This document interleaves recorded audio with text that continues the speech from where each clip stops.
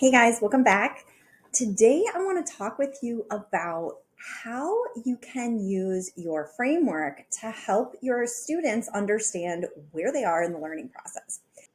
So this part's going to be a little meta because we're going to be first looking at where does this topic sit in the Teacher Genius framework. And the truth is that it actually fits kind of at the bottom here after you would do these three things. So you have your framework, you know all the things that you teach, you have picked your containers. So you know, do I have a course? Do I have a group coaching program? Do I have a membership? What are the different ways that people can learn with me, work with me?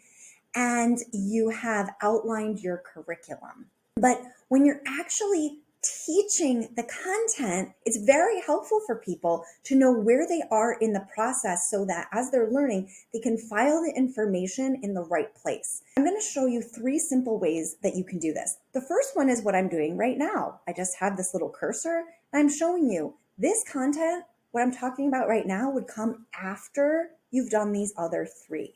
It's when you've secured the sequence of what you're going to teach, and now you're actually building out the lessons, you're building out the content. And so as you're building out the lessons, as you're building out those trainings, you want to start by showing your framework or showing the big picture in some way and helping people to know where they are in the journey, where the information is going to fit.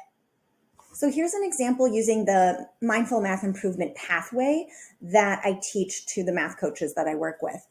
You can see there's three phases and there's these three parts within each one. And this is the slide deck that I created for training number 8, Diagnose, Understanding, and Re-engage students. And you can see here that I simply put a star by the training so that people could see we're in phase 3 and the second of 3 trainings. Really simple, but really powerful. Okay, one final example. So this is Hillary Krieger, who is an amazing coach and master marketer.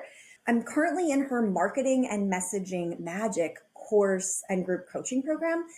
And this is a screenshot of her recent training about storytelling. You can see here that she has a number 4 up, and that's because the way that she started this week's training was by recapping what we had done in the prior 3 weeks and showing that this week we were focusing in on stories. And so the simple strategy here is just to put a colored box around where you are in the learning process. So we could easily see how what we'd learned in the first 3 weeks connected to what we were learning this week and kind of have a little preview of some of the things that were to come. Again, this is a really simple strategy and it doesn't take a lot of time to put it in your slide deck, and it certainly doesn't take a lot of time when you're actually delivering the content, but it makes a really big difference because you're framing the learning for people and you're helping them to know how what they've learned before connects to what they're going to learn today.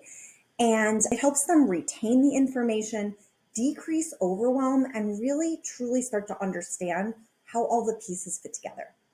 Okay, friends, I hope this was helpful for you to think about how you're going to kick off those trainings once you are ready to start laying out the lessons and teaching your genius. If this was helpful, please share it with someone else who would benefit and click the button below to like and subscribe to my channel.